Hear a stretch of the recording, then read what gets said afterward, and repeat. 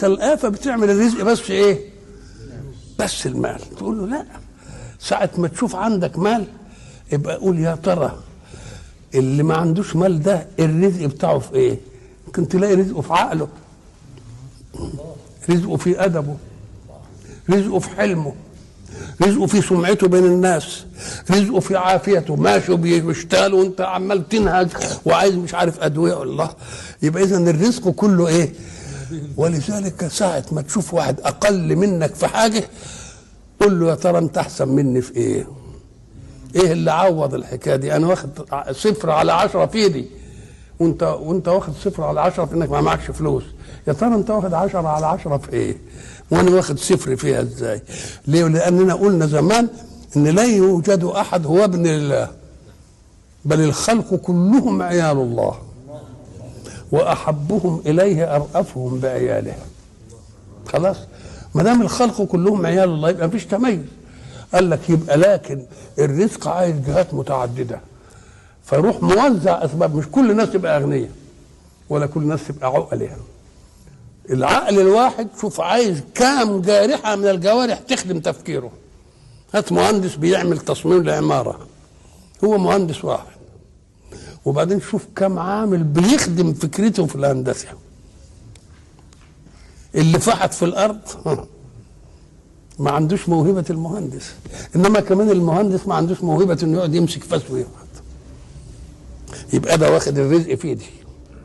وبعدين اللي ضرب طوب واللي بنى واللي غفق واللي ركب كهرباء واللي ركب مش عارف ايه، الله، كل دول لهم ارزاق واخدين درجات فيها التاني ما خدهاش. مجموع كل انسان زي ما قلنا يساوي مجموع كل انسان، لكن الكميه مختلف فيها. ما فيش حد ابن ايه؟ ابن ربنا.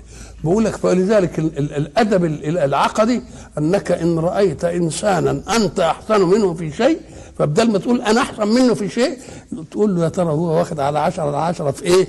وانا واخد 0 في ايه؟ وبذلك تتساوى المسائل، وربنا يجعل بعضنا مسخر لمين؟ لبعضنا، مسخر لبعض. وبعدين قال لك كمان الرزق فيه ناس بتغفل فيه حته. الناس فاهمه ان الرزق ان يزداد المال. لا، الرزق كان يكون في زياده الدخل، وقد يكون في نقص المصرف. واحد بياخد 100 وواحد بياخد 100، بس واحد واخد 100 من حلال، يقوم ربنا يسلب عنه مصارف. بمعنى يدخل يلاقي الولد مريض، الست تقول له ده الواد عنده حراره من العصر مش عارف ايه، يدخل الله عليه الخبر بايه؟ بالرضا والاطمئنان. طيب ادي له قرص اسبرين وهات له ايه؟ كوبايه شاي. نجيب قرص اسبرين بقرش ساغ وياخدوا الواد يعرق ومش عارف تنتهي.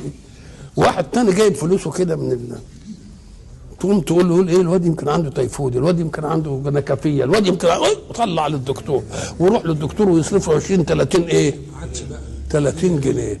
النبي بيقول من اصاب مالا من مهاوش اذهبه الله في نهابر. يبقى ده فيه رزق صرف سلب ورزق ايجاب. رزق الايجاب ان يزيد المورد، ورزق السلب ان يقل المصرف. ويبقى اذا كلها ايه؟ قد بعضها.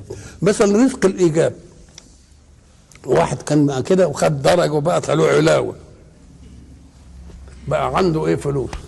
نزل السوق بقى املأ بقى الرومي والسمك اللي الكيلو ب10 جنيه، والتاني اللي غلبان اللي ما عندوش دخل وياه، نفسه ما جابتوش الا على البتاع الشبار كده اللي الكيلو بتاعه بجنيه، ولا التفت للرومي ولا التفت للمش عارف الايه. او ده رزق اسمه الاسم رزق الايه؟ رزق السلب، سلب منه مصرفا. يبقى هو ان كان دوكها صرف له 20 جنيه في حاجات هو قضاها بايه؟ ب5 جنيه وطلع من السوق. يبقى اسمه رزق الايه؟ رزق السلب. ولذلك لازم المؤمن يحط دي في باله. ورزق السلب اوسع من رزق الايجاب. ليه؟ لان رزق السلب منع ألما، انما دوك قد ياتي بالايه؟ بالالم.